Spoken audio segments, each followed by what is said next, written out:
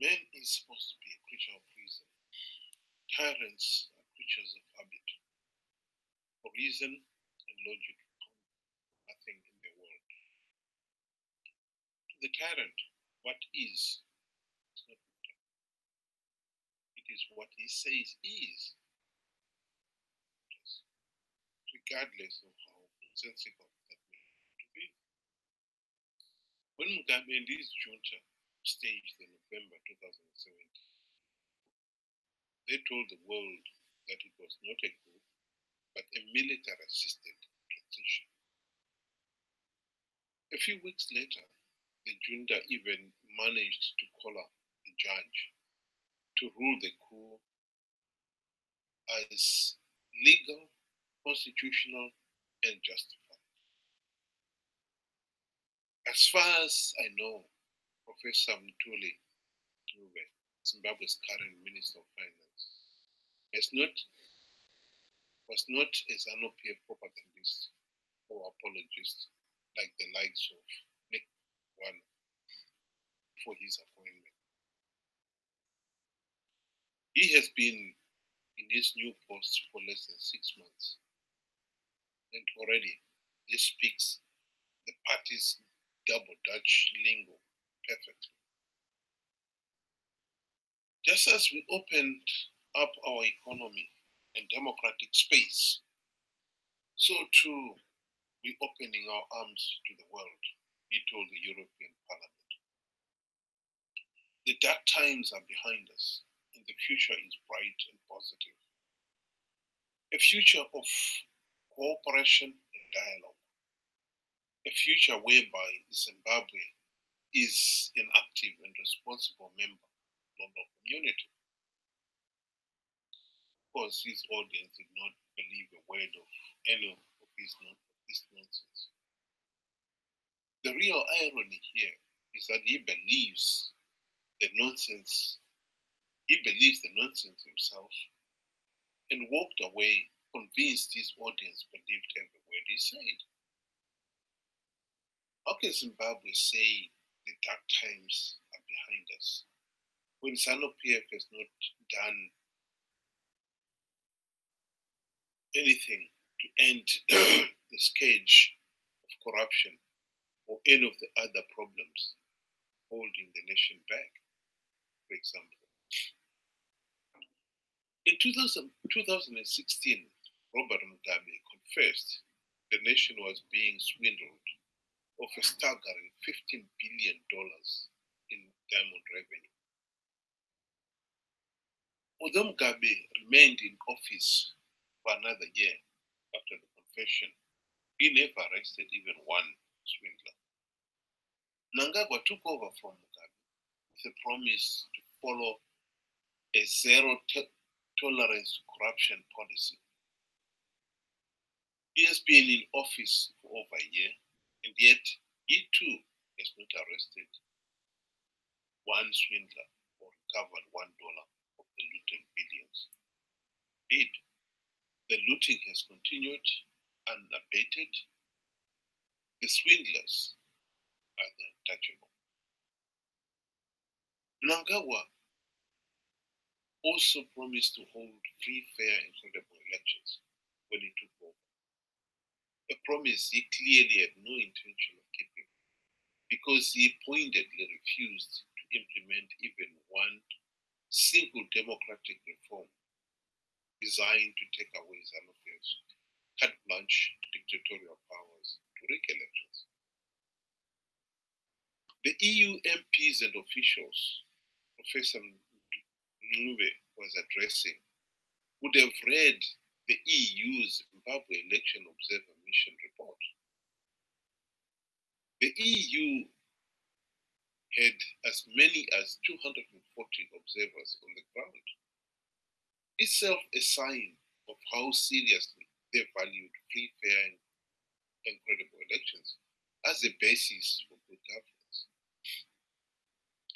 The observer's final report was pretty scathing.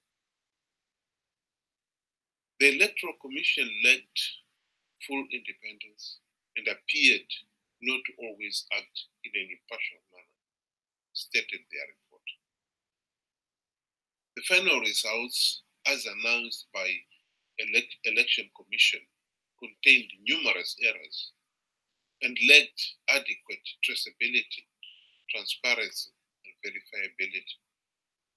Finally, the restrictions on political freedoms, the excessive use of force by security forces, and abuse of human rights in the post-election period undermined the corresponding positive aspect during the pre-election campaign. As such, many aspects of the 2018 election in Zimbabwe failed to meet international standards, concludes the report. So by blatantly rigging the elections, ZANU-PF confirmed Zimbabwe was still a pariah state ruled by corrupt and vote-rigging thugs, just as it was the case during Mugabe's days. This slammed the door shut to all hope of economic recovery. Investors do not do business in pariah states. We are undertaking a shared journey towards a better and more secure future. The road is long, winding, and at times bumpy. But there is no other way. This is the road to an upper middle income economy. Our vision 2030. And if we travel together with patience and purpose, we will realize our vision, Minister Ncube. The new Zimbabwe cannot go it alone. We must open our arms to the international community, international investors, and international financial organizations. Minister Ncube, by failing to do something to end corruption, failing to hold free and fair elections, etc., Zimbabwe has effectively slammed the door shut in the face of would-be investors. The new Zimbabwe you see through your ZANU-PF rose-tinted ministerial limo is not the same pariah state ruled by corrupt and vote-rigging thugs. Investors. Minister Ncube is hoping to get new investment and funding from the EU. You'll not get any. You will be traveling to the US with the same begging bowl, only to get the same response. President Mnangagwa, Minister Ncube, and the rest of the ZANU-PF junta want to have their cake and eat it too. They want to be seen as democrats, joining the rest of the international community in business. And yet, they also want to hang on to ZANU-PF's dictatorial powers, privileges, including the right to blatantly rig elections, and for the few ruling elite to continue looting the nation's resources at the expense of the majority. How can the EU or anyone treat Zimbabweans as a serious people if somebody like Minister Ncube would lie about something as well established and factual as ZANU-PF rigged the recent elections? Our failure to hold ZANU-PF to account has not helped our case as being serious about ending tyranny and rule and wanting a better life. We are clearly not yet ready for a just, free, and democratic and prosperous Zimbabwe.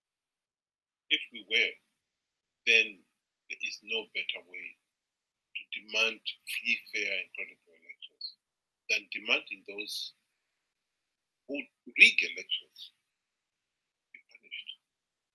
So far, we've always rewarded the usurpers by granting them absolute power. Mnangagwa rigged last year's elections. He is cocksure he will remain in power to 2023 elections. We are not yet ready to say no. Thank you for listening.